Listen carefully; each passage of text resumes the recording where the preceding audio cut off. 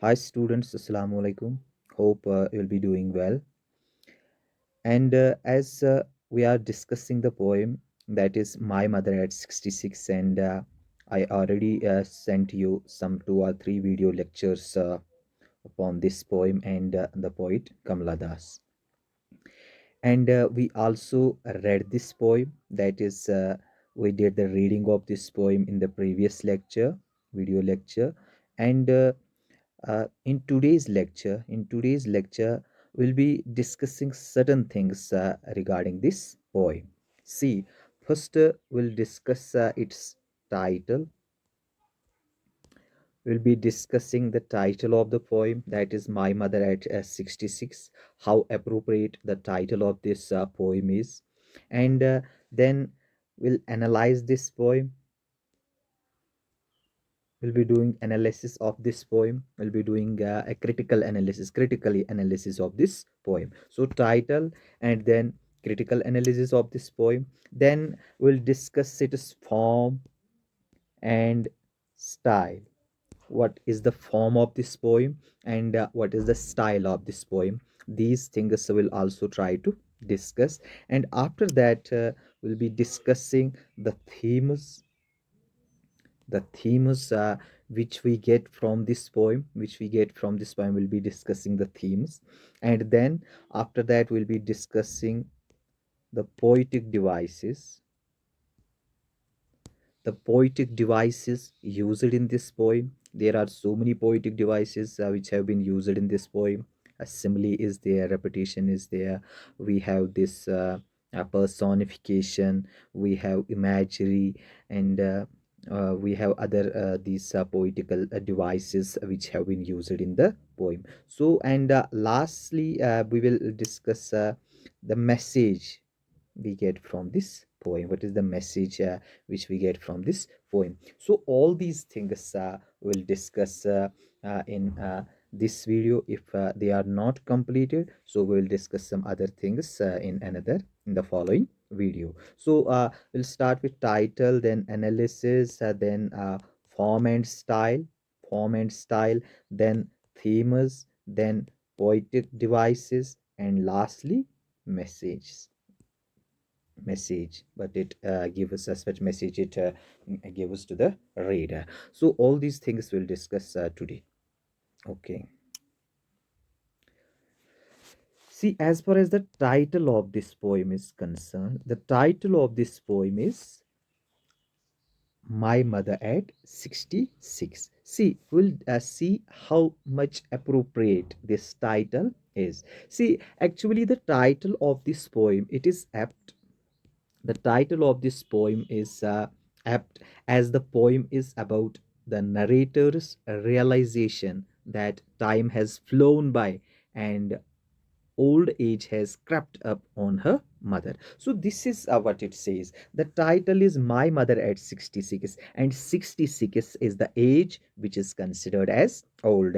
And here in the poem we see that it is about the narrator's realization, the poet's realization, the speaker's realization that time has flown, and this old age has enveloped her mother. And the poem also revolves around the issues of advancing age, the theme of advancing age, and the fear associated with it, and loss and separation, that is death. So these are the things which this old age brings to the poet's mind, that this fear that this fear of loss, fear of separation, fear of death, all these things are in the mind of the poet when she realizes that her mother is going to die in a near future, or she simply has this thought that her mother is going to die. And this is how the title is apt, as far as the story is concerned, as far as the poem is concerned, as far as the narration of this poem is concerned. See, if we try to analyze this poem, see, as far as this poem is concerned, this is a confessional poem.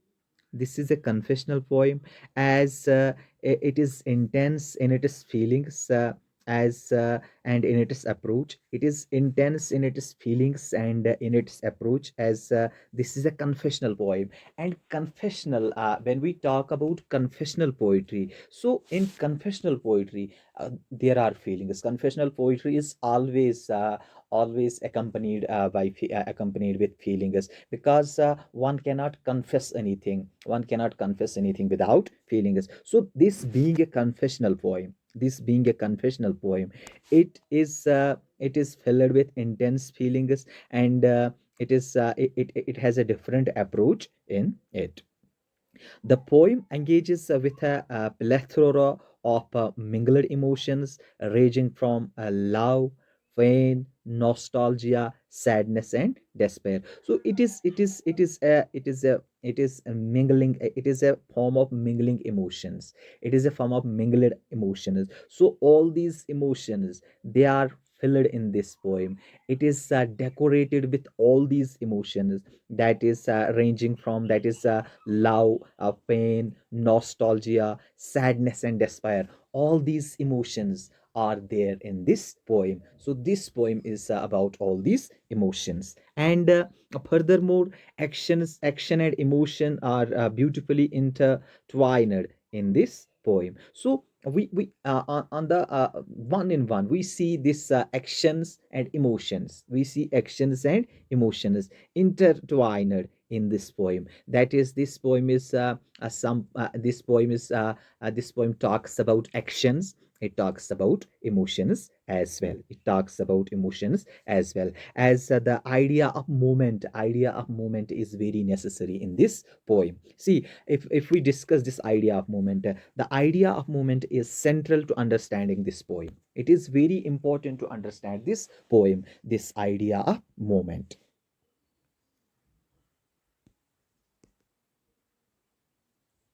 Sorry, movement. The physical movement to the airport, the emotional journey to the poet, and the moment of her mother towards old age, all are intermingled in this poem about love, longing, and separation. So these moments, there are so many moments in the poem. The physical moment, that is the action. That is the action. The physical moment is going to airport. The physical moment is going to airport. And then we have this emotional moment, that is emotional journey of the poet, which she thinks, which she realizes she has such so many emotions, as far as her mother is concerned. Her emotions are associated with her mother. So that is a kind of emotional journey for the poet. And we also see this moment when her mother is going to die, and she's getting older and older. After every second, she's getting older and older. So this is a kind of moment. So we have all these moments in the poem. We have all these moments in the poem. The moment, the physical moment. One second. The physical moment we have, that is going to the airport. Going to the airport, that is physical moment. That is a kind of moment where a poet, where her mother, they are going to the airport. And then we have this emotional moment or emotional journey, that is when the poet starts thinking, when realizes the when she realizes that her mother is going to die soon. So that is the moment, that is the moment where she starts realizing, where she starts thinking. So we can call that emotional journey. We can call that moment an emotional journey. And we have, sorry, we have another moment that is the mother is growing. Her mother is growing. After every second, she's getting older and older. So this becoming older and older, it is also a kind of moment. So this poem is actually, it is mingled with all these moments. This physical moment, then this emotional moment, and then this moment of getting old, going towards old age.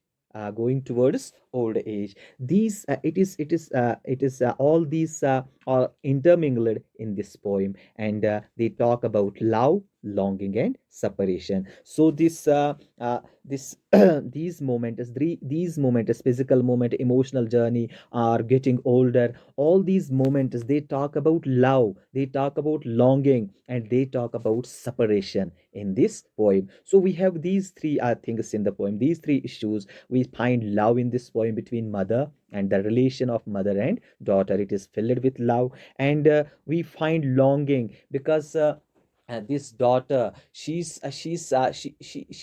longing for her mother always. And when she says, when she bids her, when she bids her goodbye, she's at that time longing to meet her mother again. And there is this separation, the this issue of separation in this poem. That is, she's getting separated from her mother, though it is temporarily, but she thinks that her mother is going to die soon, and this separation would become permanent.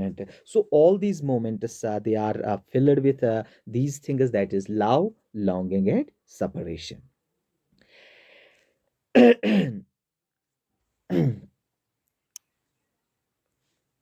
See, the poet was driving from her parents' house to Cochin Airport the previous Friday. While inside the car, she happens to see her mother beside her, doze off. The striking image of a woman weakened by age, dozing off with her mother open, with her mouth open, leaves a very strong impression on the speaker, who feels that her mother's face resembles the pale. See, if we try to look at the poem, driving from my parents' home to Cochin last Friday morning, I saw my mother beside me, doors open mouthed, her face ashen like that of a corpse, and realized with pain. See, the poet she was driving from her parents' home to Cochin Airport the previous Friday, and while inside the car, she happens to see her mother beside her. And the mother, she was in what position? She was dozed, and she was open mouthed, and all these things, this striking all these things poet made the poet realize the situation in which her mother was currently. See, the striking image of a woman, the striking image of a woman, and of that woman who is weakened by age and who is dozing off with her mouth opened, leaves a very strong impression on the daughter. On the daughter, who feels that her mother's face resembles the pale face of a dead body, like that of a corpse. So here she's saying that doors open mouthed, her face ashen like that of a corpus. So this is very important, that when she was going back, when she was yes, going back to Cochin Airport. She was from her parents' home. She was going back to Cochin Airport, and when she realized, when she observed her mother in the car, she observed that this is a weakened woman now. This is a weakened woman now, and this leaves a very strong impression on the poet, who feels that her mother resembles a dead body. Her mother resembles a dead body. Her face is like that of a dead body. So all these things made her very worried, and the thought of her mother rapidly advancing towards death deeply disturbs her, and she attempts to put the thought away by looking outside the window when she sees those young children. So this thought of getting separated from her mother permanently, this disturbed the poet. This disturbed the poet, and now she attempts to put this thought away by looking outside the window, while she sees the young children, the trees, etc.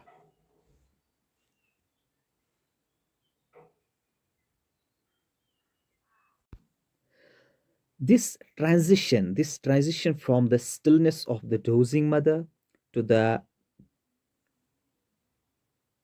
sorry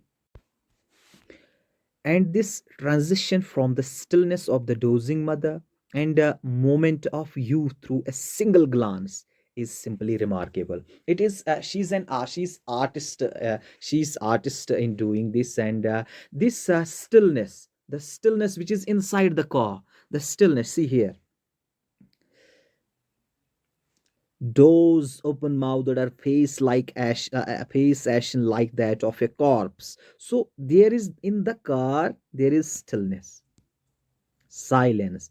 And when she looks away, when she looks out of the window, she sees trees sprinting, merry children spilling. So this is a contrast, this is a contrast made by the poet. So the literary device is used here, and that is a contrast. So the literary device of contrast is used to bring out the distinctive features of the two different worlds, of the two different worlds separated by a window pane, one with the infirmity of the old age, and the other tinted with the frolic of youth. So this youth and old age, this stillness and the busyness, these things are contrasted. So we have this technique, we have this device of contrast employed here by the poet. And we see, and it is separated by a delicate, it is separated by a delicate, this window pane, by this delicate glass window, this glass of that window. And on the one side of that window is the young life, is the young life, that is children, that is trees, and that is the busy life, and that is the lively moment. And on the other hand, inside the car, there is this dead, there is this a body which is open mouthed, which is ashen, and it is compared to that of a dead body. This space is compared to that of a dead body. And this is a contrast, the silent, almost a dead body, and that lively, energetic young life. That is why the contrast is made.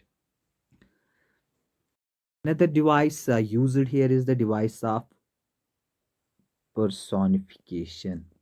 Personification here, this trees printing, it is a personification here, it is used as a personification here. And on the other hand, these merry children, these merry children, they are shown as they are said to be suppling out of their homes, thus providing a fluid nature to their happy moment.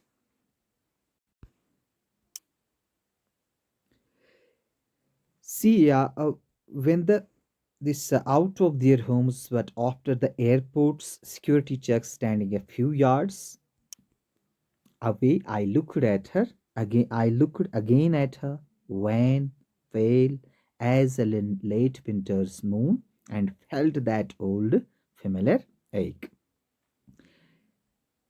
See, when the speaker looks at her mother, standing a few yards from her at the airport,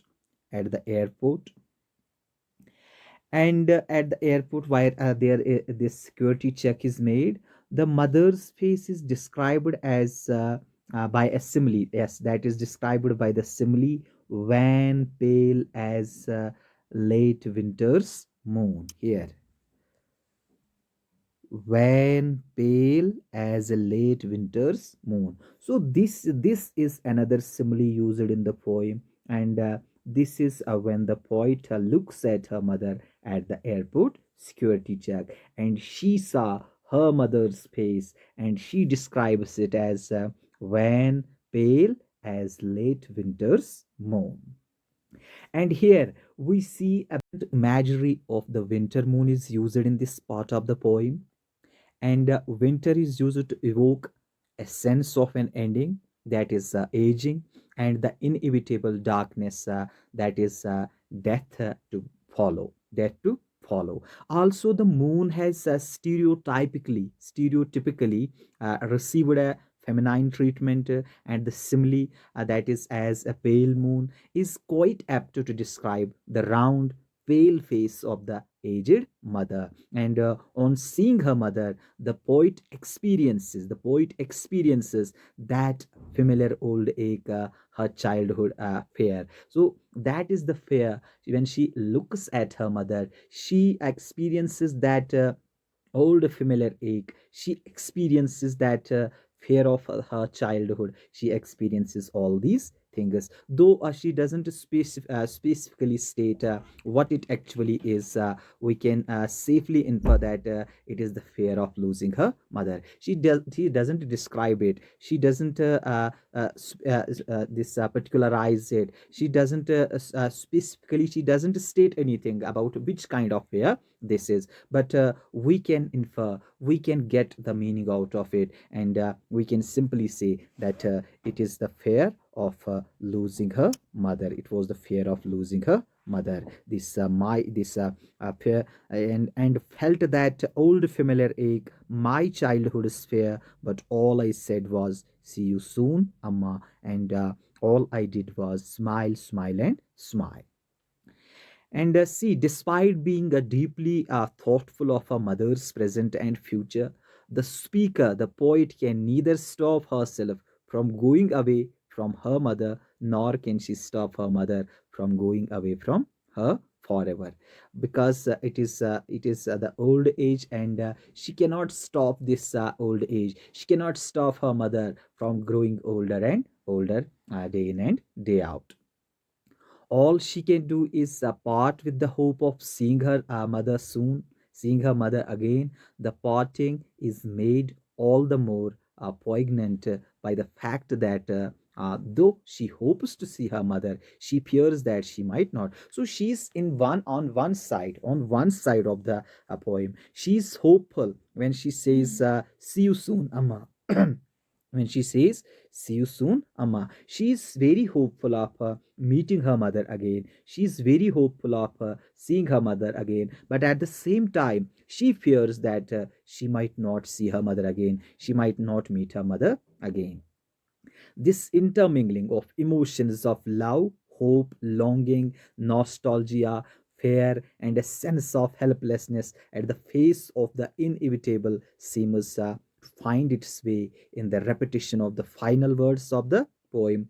All I did was smile, smile, and smile. So she describes everything. She says everything. This intermingling of emotions, that is the emotions of love, hope, longing, nostalgia, fear, self of a sense of helplessness, and all these things find their way in the repetition of the final words. All these things are seem to come out in that repetition, that is smile, smile, and smile. So that is what the analysis of this poem was. And in the coming lectures, in the following lectures, we'll discuss the form and style of the poem, we'll discuss the themes of the poem, and we'll discuss the poetic devices as well. And finally we'll come up with a message which the poem gives to the audience. So that is all for today. So this was about the title, and this was the analysis, critical reading of the poem, that is My Mother at 66. Thank you. Have a nice day.